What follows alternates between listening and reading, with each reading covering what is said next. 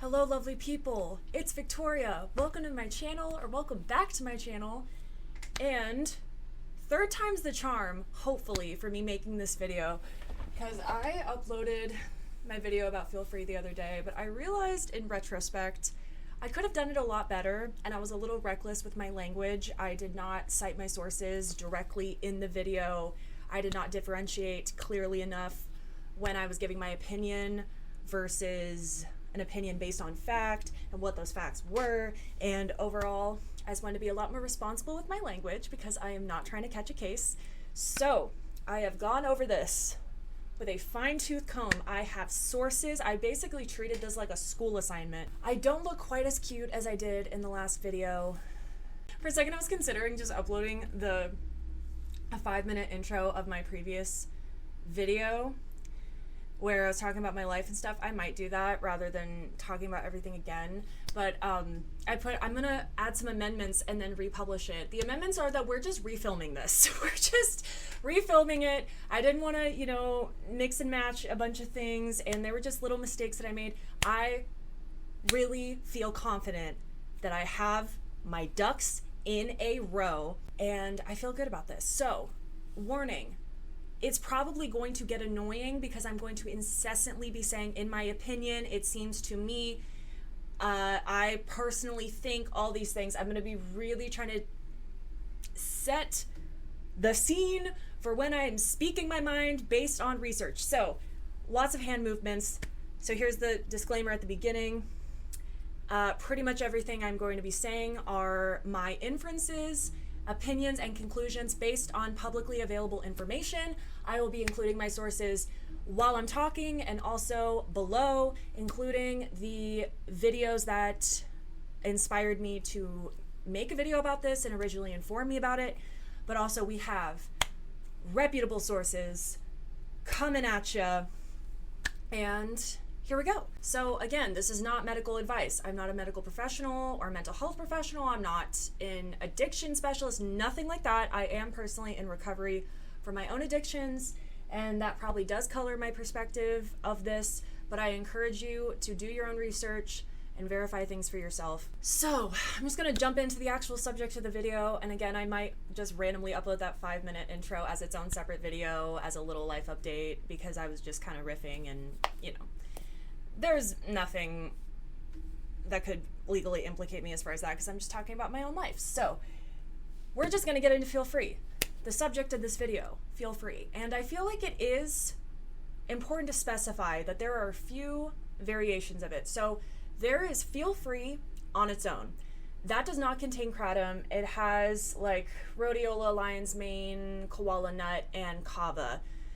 And I believe that one has caffeine in it. I'm not 100% sure. But then there's Feel Free Classic, and that's going to be the main subject of this video. It has the kratom in it, and that is the subject of most of the controversy around this. And then they have Kava Mate, which also does not contain kratom, and it has the yerba mate in it. That definitely does have caffeine in it. And then they have capsules, which also do not contain kratom. So basically, when I'm referring to Feel Free, I'm referring to Feel Free Classic, the version that does contain leaf kratom. So this product was launched in 2020 by Botanic Tonics. I accidentally said Botana in my last video. It is Botanic Tonics, which is owned and was founded by J.W. Ross, who said that he was inspired to create the product due to his own history of alcohol use. I believe he has called himself an alcoholic. I'm not 100% sure. I think I read that in an article, but he has said that he had issues with alcohol, and when he was getting sober, he wanted an alternative and something that gave a similar feeling of relaxation, and he had taken trips to Southeast Asia and was inspired by the traditional uses of kava and kratom, and that inspired him to make this drink, pretty much. And very warm. This might mess up the audio a little bit, but I am just very warm right now. Okay. This product was launched in 2020. The main claims of it are that it promotes relaxation, productivity, and focus, which in my opinion seem like a bit of a contradictory claim, but I understand the appeal of it because Its whole thing was that it gives you a balanced feel, not too jittery, not too sedative. But to me, it was a little questionable. It just seems like that's a lot to be trying to do at one time. Its blog on botanictonics.com refers to it as a mindful energy supplement. And they seem to really hone in on the fact that these ingredients have traditional uses. They refer to them as ancient botanicals, and it is definitely a prominent talking point of its appeal. We're going to break down these ingredients, starting with the most mentioned one by far, kava root. So, kava is a root with a long history of recreational and ceremonial uses and is known for its depressive, sedative, and psychoactive effects. The psychoactive effects are attributed to the cavalactones, the main constituents. It has some uses as a muscle relaxer, anti-anxiety. It can be used for insomnia. I've also seen some literature suggesting that it could possibly help those with cancer. That's not super supported. It was just kind of suggested. Again, sources are going to be in the description box. However, quite a few sources, including the California Institute of Public Health, does warn that chronic heavy use of kava does pose some pretty serious health risks, including liver injury, seizures, and vision problems. So the NIH also reaffirms that it has potential benefits for certain conditions, but also has risks if you use it heavily, and does say that its overall safety needs to be further researched. Okay, so then we get to kratom, which is, I think, fair to say, definitely the most controversial of the two. It is a tree native to Southeast Asia. The alkaloids are mitragynine and 7-hydroxymitragynine. I don't know if I'm pronouncing those right, but 7-hydroxymitragynine is often referred to as 7-OH. And then sources like recovered.org say that kratom has been used as an opioid substitute and in certain cases can be used to treat opioid withdrawal with some success, though a lot of this is self-reported, and the benefits need to be more extensively studied. However, when it comes to withdrawal specifically, I have not seen any literature talking about how it interacts with opioid antagonists, which are pretty commonly used to treat opioid withdrawal and suppress cravings and things like that. For opioid use disorder and also just other forms of substance abuse, I'm personally a recovering alcoholic. I'm on an opioid antagonist. It helps me a lot. So I've not seen anything specifically talking about how it benefits or hurts people that are already on an opioid antagonist or on some kind of medication for their cravings and withdrawal. So the FDA states that, I'm going to be basically just reading off my script, so if I'm looking over here, that's what I'm doing. But I'm going to try to stay near my mic, and hopefully the wind doesn't hurt my audio too much, but that can compensate for hopefully the lack of mic bumps. Oh my god, last video there were so many just little taps. I don't know how I was hitting the mic so much, but hopefully that's less. But anyway, the FDA states that kratom works by binding to the opioid receptors in the brain, namely the MU opioid receptors, though it can also affect other mechanisms like dopamine and serotonin. And also I've seen statements that it also activates the kappa opioid receptors. So the NIH also reaffirms that it can be used to manage opioid withdrawal. But again, I've not seen any sources talking about interactions with antagonists. We will expand on that more a little bit later. It also states that kratom can have opioid and stimulant effects. The DEA also confirms this, that in low doses it has stimulant effects, but in higher doses it has sedative opioid-like effects, and that it can cause psychological and physiological dependence. I don't know if I do my air quotes, like, I've been trying to be like more subtle with it because I used to be like da da da da da. It does not specify any qualifying amount that leads to this dependence, or it does not specify that abuse specifically leads to dependence. It just says that kratom use can cause dependence. The NIH also states severe effects have been reported in rare cases, including psychiatric and respiratory problems. It also states that the effects of kratom are only partially comparable to something like codeine or heroin, though I have seen just personal accounts, albeit like on TikTok, but just user reports, customer stories. Where are my glasses? Okay, there's probably going to be a lot of glare, but I'm reading from my computer, so I want to have these on. I've seen a TikTok of someone who's a recovering heroin addict and had been 8 years clean when he was offered a free sample, and he said the first time he took it, he experienced a very similar sensation as to when he shot up heroin. So the effects in comparison to other opioids might be more subjective and dependent on the person based on what I've seen and the inferences based on what I've read and seen. And I am pretty positive that that same person also ends up getting interviewed by the Today Show, and we'll circle back to that. But the NIH reaffirms that some are concerned about the addictive potential of kratom, but that a, quote, minority of people report withdrawal from it. But they also acknowledge that people report experiencing substance use disorder symptoms, and that overall this might depend on the person. So I'm almost positive that that same person that was talking about being 8 years clean off heroin and experiencing the same effect from Feel Free, I'm pretty much positive that he was also interviewed by the Today Show. He does not make that specific comparison in that interview, but he says he was hooked the first time he tried it. The Today Show article also included an interview with an associate professor of psychiatry who said that kratom is typically not addictive when used in low doses, but that people can nonetheless develop a tolerance to it. I also saw a Psychology Today article where a psychiatrist that specializes in addiction medicine gives an anecdote of working with someone recovering from Vicodin addiction and reports that they were experiencing similar withdrawal from Feel Free as they did when they were getting off of Vicodin. So it is important to note, though, that kratom activates and binds to your opioid receptors, but as far as I've seen, it is not in and of itself an opioid, and that is something that Botanic Tonics will be very eager to point out to you. Considering Botanic Tonics does not explicitly state the effect of kratom on the brain, I find it a bit simplistic and dismissive that it only emphasizes that kratom is not an opioid and that it's not classified as a drug. I personally feel like that's a little bit of a matter of semantics. It also states that there was an attempt to classify it as a controlled substance, but that it was rejected by Congress, though they typed Congress with a lowercase c, which I just personally found so funny.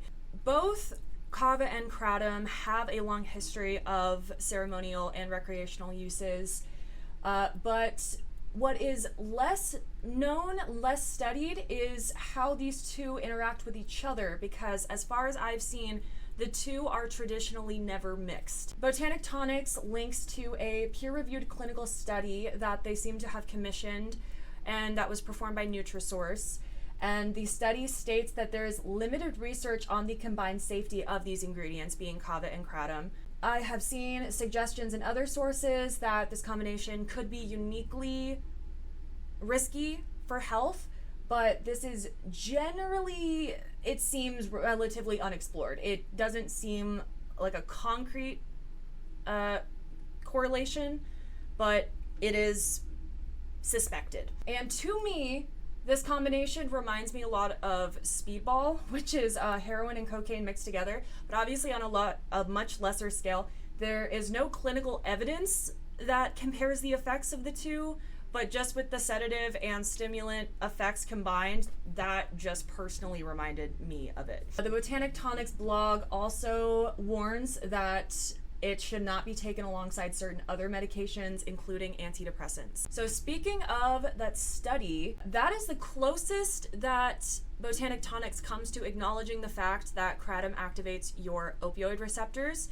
and it's not even available on their website. From what I could tell, I pretty thoroughly searched that website, as if I do say so myself, and did not find an explicit acknowledgement of the fact that it binds to your opioid receptors. The closest that it came was linking to this third-party study in which it is stated that kratom binds to your opioid receptors. And it also does acknowledge in the same study that this could potentially lead to dependence and withdrawal. So this study involved dosing adults over it was like 4 dosing periods, and each dosing period consisted of 6 consecutive days of them being dosed at differing amounts, like gradually more and more through the different periods. And then it'd be 3 days of a follow-up and then 14 days of a washout period. But at least the washout period was between the first period, which was placebo, and the second period, which was low dose.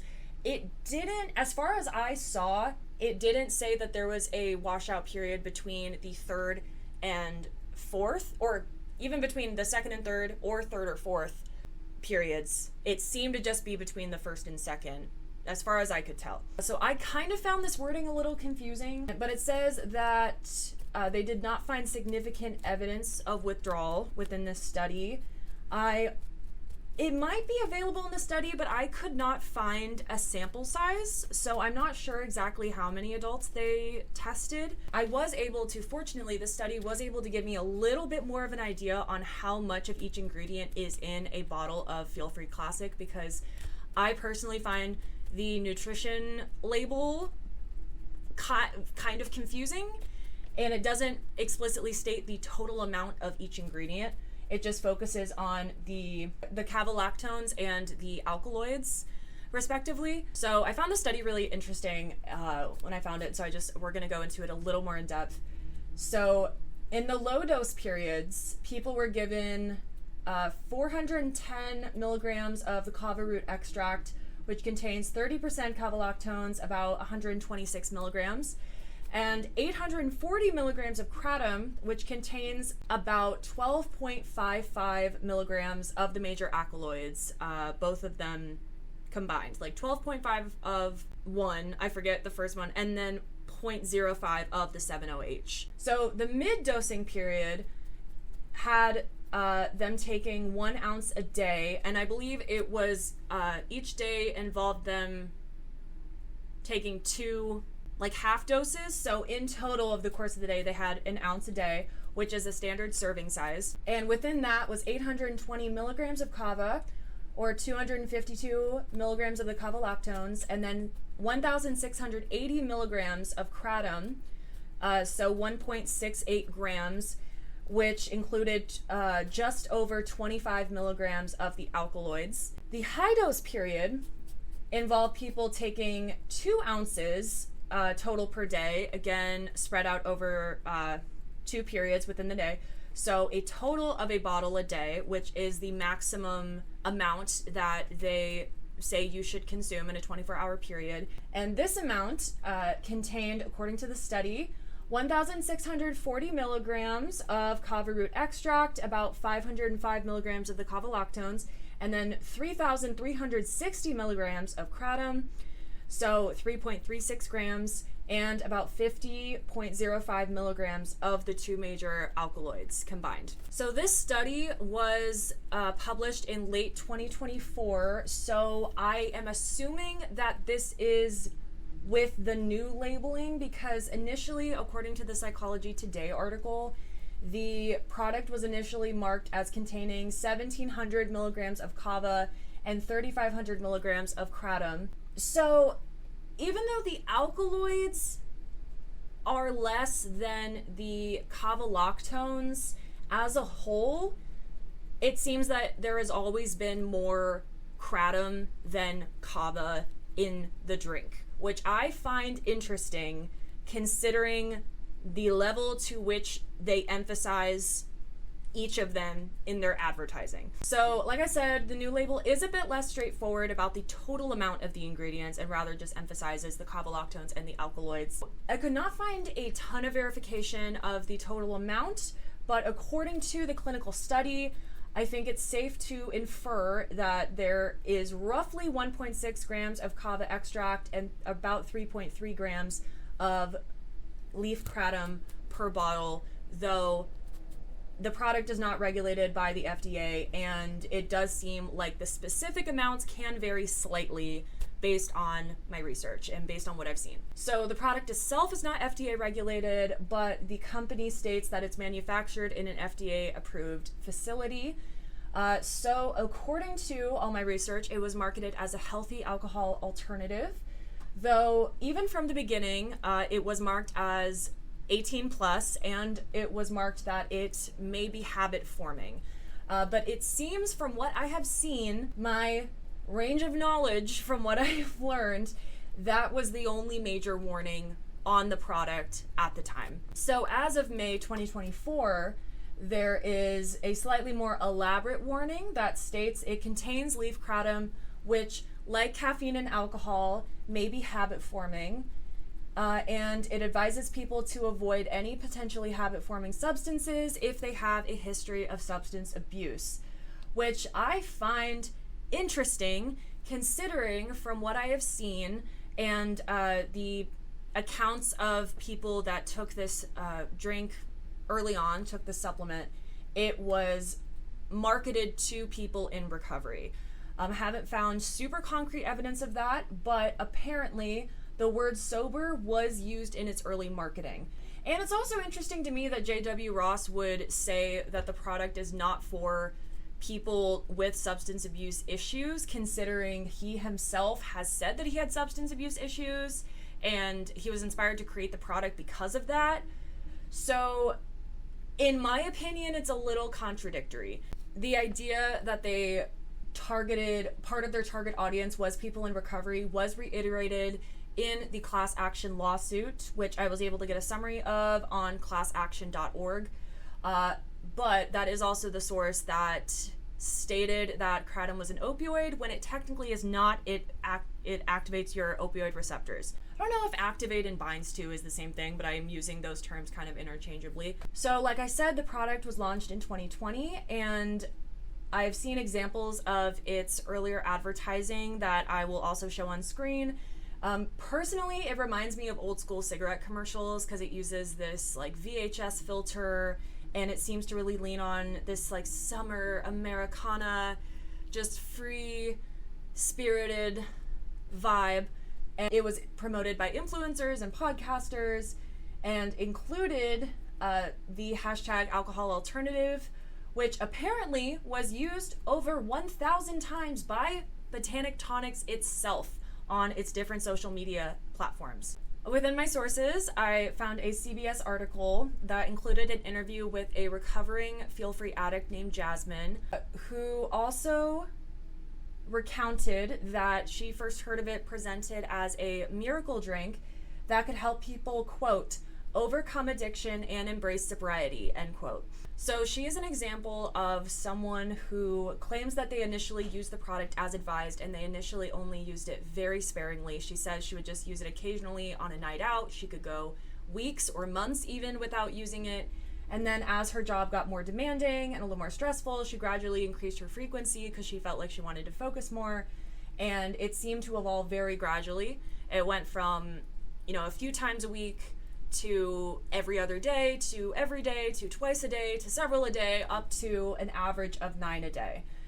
So this is one person's experience, but it does seem to suggest a potential for dependence that has been echoed in other people's stories, which is concerning considering the initial marketing apparently, allegedly, used the word sober, which in my opinion suggests that it was marketed to people working towards sobriety. So South Carolina Public Radio also interviewed someone that echoed this concern for dependence because they had a history of addiction.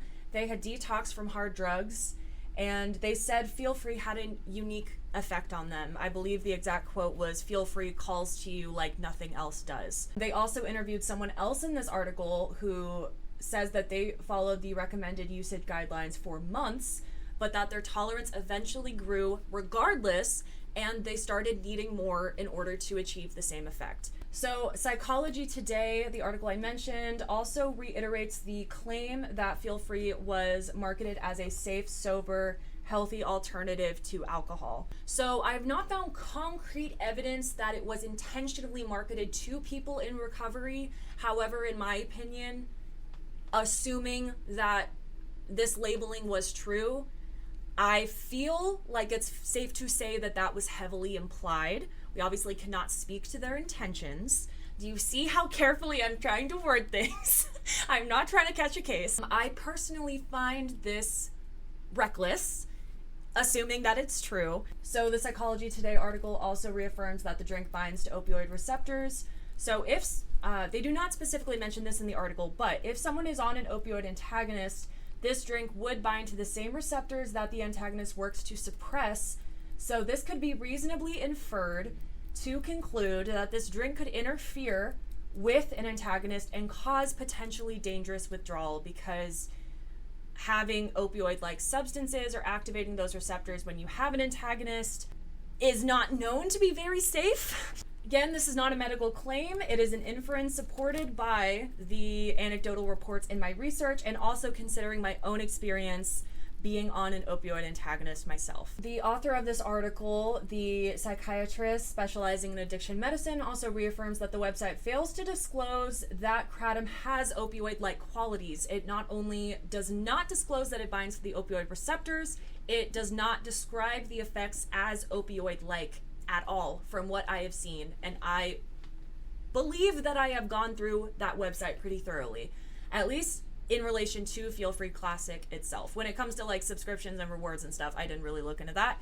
But as far as product descriptions, I did not see any description of opioid-like effects, any acknowledgement of the specific way that it interacts with your brain chemistry. I also appreciated the author saying that kratom and alcohol addiction are different from a habit, and that they felt that the usage of the word habit was a bit soft-pedaling. So in the CBS article, it included statements from Botanic Tonics saying that they fell short of the high standards of transparency that they now champion. We will get back to answering the question of if they seem to be championing transparency when we look at their website and the specifics of it, and that they have changed their marketing strategy, but not as a response to the lawsuit filing. I thought that was so funny that they included that in there. They just had to be like, we did this on our own. It's not because you made us. Part of this marketing strategy included the aforementioned new warning label, where it says that kratom may be habit forming, but also says when used responsibly, it does not pose any risk of, or it's not shown to pose any risk of physical or social harm. Although right underneath that warning, it acknowledges that none of their claims have been evaluated by the FDA. It is interesting to me that they only recently added the specific warning to those with substance abuse issues.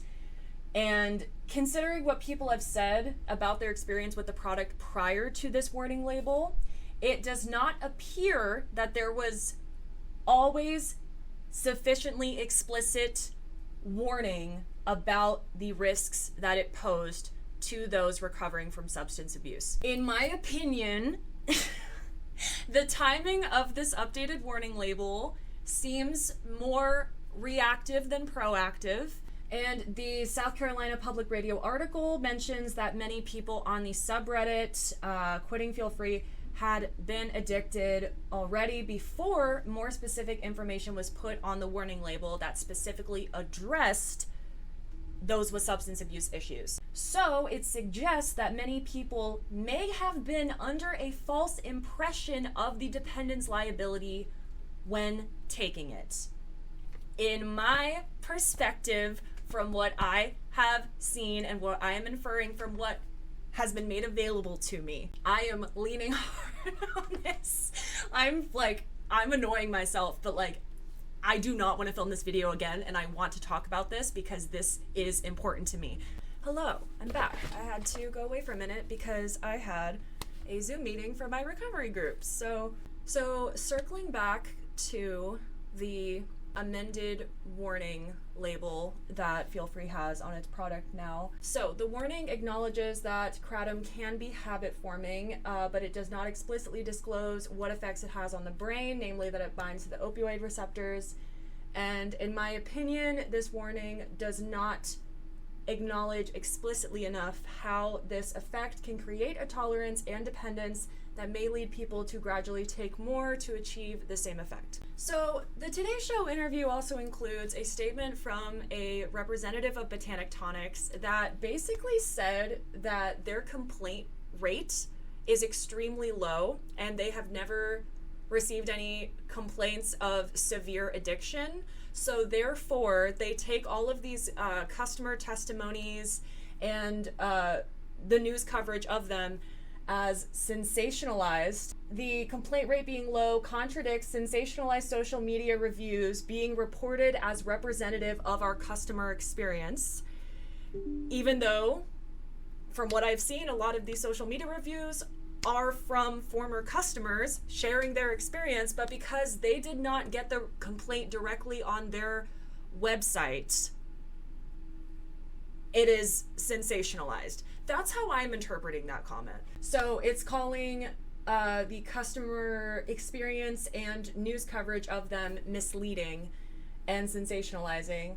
So if they're calling people's experiences and the coverage of them misleading and sensationalized, I feel that it's fair to say, in my opinion, I find their advertising strategy to still be very dismissive of customer concerns and lacking in transparency. Also in the Psychology Today article, the author recounts having one-on-one contact with J.W. Ross and giving him constructive criticism on the updated warning label. But Ross just responded that basically the bottle is too small to include all of his feedback without making the font size too small to read, but that they will continue to improve over time. This person concludes their article by stating their viewpoint and opinion that the company is, quote, not protecting the public as much as they should, end quote, and advises people to beware of beverages that contain kratom.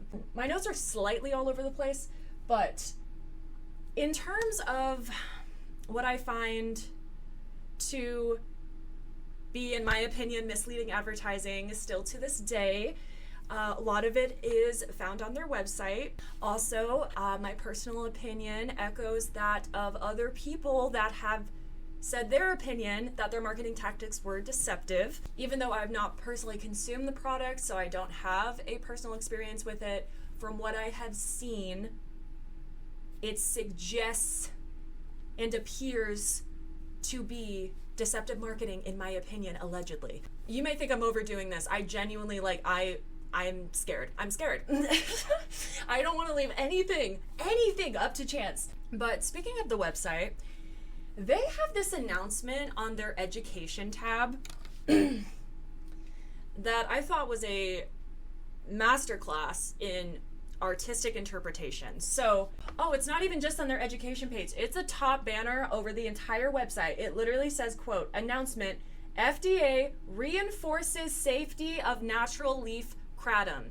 In my opinion, considering what I have learned and also the statements also made by the FDA that we're going to get into, I don't think that accurately and fully represents the FDA's viewpoints on kratom, and I personally find that assertion misleading, and we're going to talk about why. So the said announcement by the FDA that they linked to warned specifically of the dangers of concentrated 7-OH products and acknowledges that those products are different from natural leaf kratom, which is true. So concentrated 7-OH products, which are largely synthetic, have become a thing, and 7-OH is objectively more powerful and has a higher dependence liability than natural leaf kratom.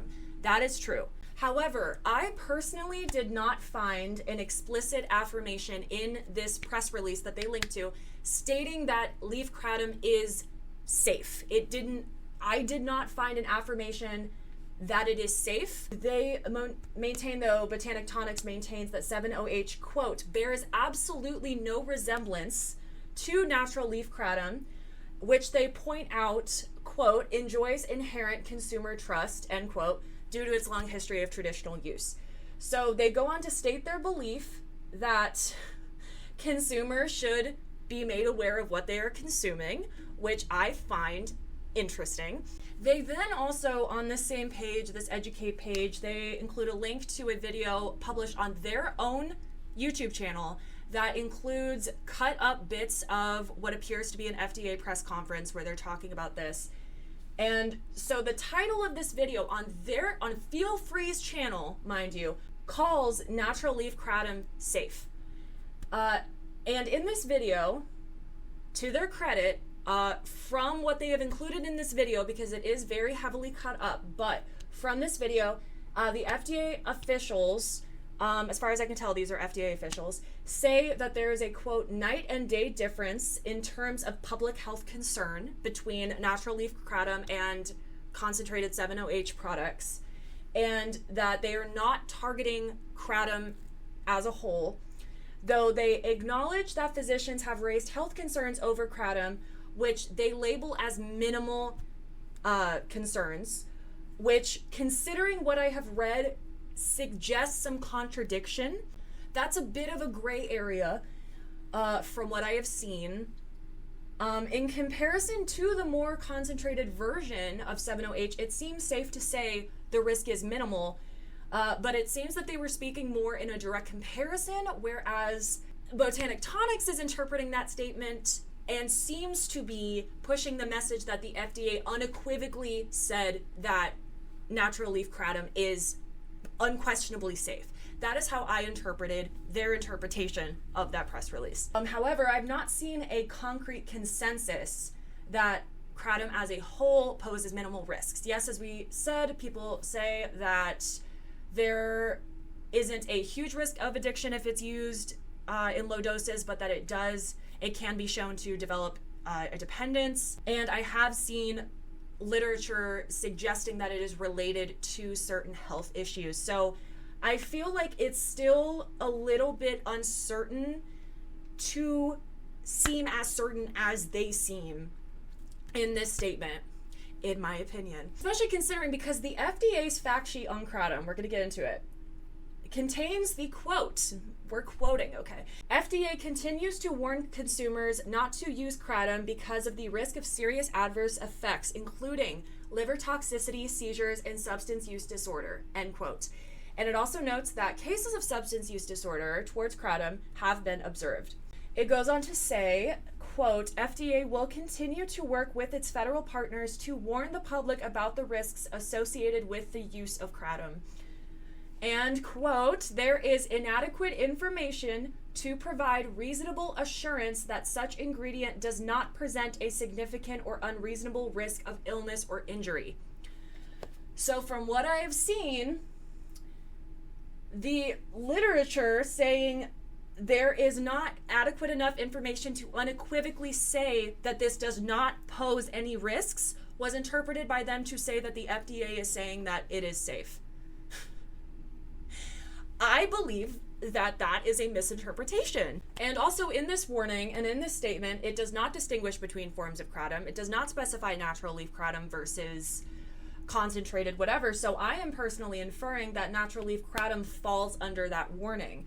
Therefore, I find Botanic Tonic's interpretation of this announcement as, quote, reaffirming natural leaf kratom's safety as heavy-handed and overly generous at best, and in my opinion, misleading at worst. So it is basically unanimously agreed that 7-OH, which is a compound in kratom that's been synthetically produced in other products, is comparatively much more powerful. We discussed that. While Feel Free only contains plant-based kratom, their cited announcement by the FDA does not explicitly say that plant-based kratom is safe. There were attempts to classify the compounds in kratom as controlled substances, but those efforts were dropped after significant pushback. I did not note if those efforts were by the FDA or who exactly was leading those efforts, so that is unknown.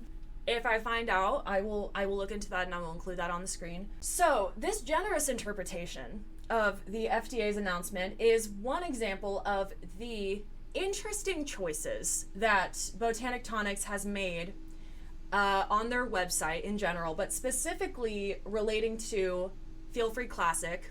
And a big focus of this next part is going to be the product description and like the product listing page for Feel Free Classic. It primarily describes the drink as a kava drink or a kava beverage, and as containing kava and other plant ingredients. And according to my personal observation, from what I counted on that page from top to bottom, that page makes a total of 19 references to the product containing kava in comparison to 6 references of it containing kratom. So it could be argued that this, in my opinion, disproportionate emphasis on kava over kratom could be due to the product containing more kava, since it does have more kavalactones than the alkaloids of the kratom. However, the nutritional label is relatively ambiguous, and going by that third-party study that we mentioned in the beginning, there is reason to believe that there's actually more kratom than kava. So the same page with the product listing it features a fact sheet inviting users to learn more about kava, which you must click on and scroll to the bottom of to see a little thing about other ingredients, including kratom, which you will then need to click on in order to get a separate Leaf Kratom 101 fact sheet. I found it interesting that they do not include easier access to this Leaf Kratom fact sheet on the product listing itself. You have to either navigate to it through the kava fact sheet, or you have to go up to the top to the Learn tab and then Our Ingredients, and then from there you can click on kratom and learn more about kratom. I found that choice interesting. Interesting is going to be a word I use a lot because I feel like that's a safe bet. Curious. I found that curious. I'm not even 100% sure that the education thing actually leads you to that kratom fact sheet. It might, but right now it's just really emphasizing how kratom, like natural kratom, has nothing to do with 7-OH. So the education link leads to a page emphatically distinguishing between leaf kratom and the synthetic 7-OH that the FDA is cracking down on, and assuring the user that, quote, not all kratom is equal, and that kratom is, quote, misunderstood. I could not find any mention on the website. Me personally, in my experience, I think that I went through this really thoroughly, and I could not find any mention of the fact that kratom activates the opioid receptors. On the Kratom 101 fact sheet, all I could find was the assertion that kratom is not an opioid and it is not classified as a drug, which are both technically true from what I can tell. However, there is no mention of the way that kratom produces the psychoactive effects that it does. So the closest the company comes to acknowledging it is linking to that third-party study in which it is stated that it interacts with your opioid receptors. However, from what I could tell, there is no explicit acknowledgement of that on the website itself. So considering all of that, we'll go into some of the discourse that I've seen from some people on TikTok, mainly one person that was featured in Cynthia Aria's video that I'll link below. She basically said she's been using Feel Free for 2 months and she's basically just still her normal self because she follows the instructions, and she's like, I don't get why people are using 8 a day and then getting shocked that they're addicted to it. You need to take responsibility for the fact that you are abusing it, which I think fundamentally ignores the way that dependence develops and an addiction develops. And I believe that statement creates a false dichotomy because I think it operates on the assumption that everyone, if not, most people that are addicted to it jumped into the deep end on day one by taking 8 a day, which I wonder if this person actually listened to any stories of people that have been addicted to it, because more than one of the stories I found involve people who claim that they did take it as advised. They took it very sparingly for a long time, but they gradually developed a tolerance to it. The personal responsibility argument is valid, especially if someone has been adequately informed about the risks of using something. But I personally don't think that this argument pays enough attention to the fact that many people feel they were not adequately informed of the risks of this product. And consumer testimony often includes, people taking the product as advised, and developing a tolerance over time, which is also supported by anecdotes from medical professionals, including those that work in addiction medicine.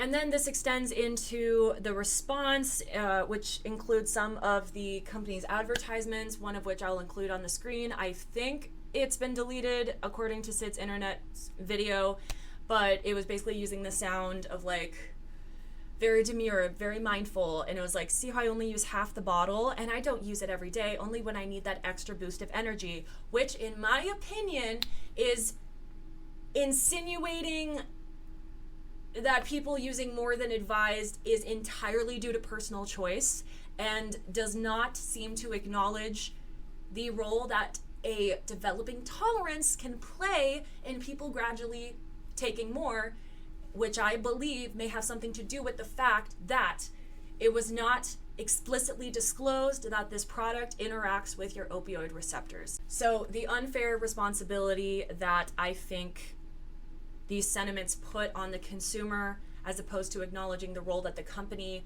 may have played in this, really reminds me of the way that they kept moving the goalpost in the conversation around OxyContin in the late 90s, early 2000s, where their advertising created a false illusion of safety around OxyContin, that it was comparatively less addictive and safer than other opioids, and did not adequately educate people about the dependence liability and that they could develop a tolerance. So if anyone experienced any breakthrough pain, withdrawal, anything like that, from the media that I've read and consumed, it seemed that doctors were advised to simply just keep prescribing more to assumedly make more money. And then when people had a very high tolerance and their prescription stopped coming in for whatever reason, they were experiencing devastating withdrawal, and then a lot of people either switched to heroin or started doing more morally questionable things in order to obtain oxycodone. And then that is when I think many people can agree, the company scapegoated those people. Yeah, just basically said they were choosing to use it incorrectly. They were just some rogue junkies that were making responsible users look bad, while completely failing to acknowledge the missteps that they took in promoting the product.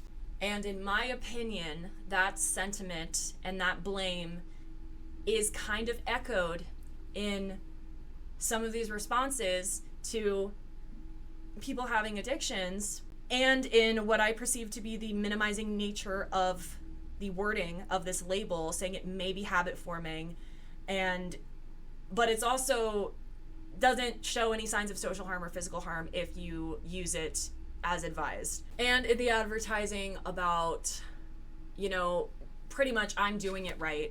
And also the sentiment of consumers saying, well, I'm doing it right. And in my opinion, insinuating like it's a you problem, you're just not doing it right. I feel like that just doesn't adequately paint the picture of what the company could have done better. The same goes with this statement from J.W. Ross. I do not know exactly what interview it was in, but he was basically saying, people ask me if it was addictive, and anything that makes you feel good can be addictive, whether it's sugar, sex, whatever, which I interpret to be a bit of a false equivalent, because it is failing to acknowledge how you failed to acknowledge and explicitly state in your advertising that it interacts with your opioid receptors, which is a very specific type of making you feel good. And then I do want to acknowledge some people stating, speaking of, personal responsibility especially applies if you're adequately warned about the risks. I wanted to acknowledge some people that were saying, I'm seeing all these people talk about feel free and how addictive it is, and am I crazy that it's really just making me want to try it? And I'm sure she didn't mean this literally, but one person was like, just know all you're doing by spreading awareness is making me want to try it.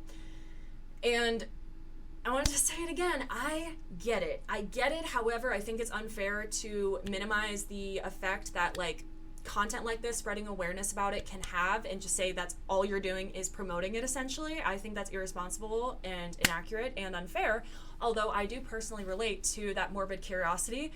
In one of the worst seasons of my alcoholism, I basically used season 9 of Shameless and Fiona's downward spiral as an instruction manual, pretty much, of how to have a downward spiral. even though the story arc of that season is about how alcohol destroys her life, I literally would use it as like background music for pounding shots. Same with Andrea Russett's video about alcoholism. I would drink while watching that. Same with freaking intervention sometimes. And I've seen quite a few people in the comment sections of intervention videos saying that they would use or drink while watching that show. And same with Dope Sick. Even though that entire show, it's a great show. That show is all about how opioids have the potential to destroy people's lives and can kill you. That inspired me to start experimenting with opiates, and thank God that I threw them at someone that I love and basically were like, get these away from me, because I realized how much I liked them.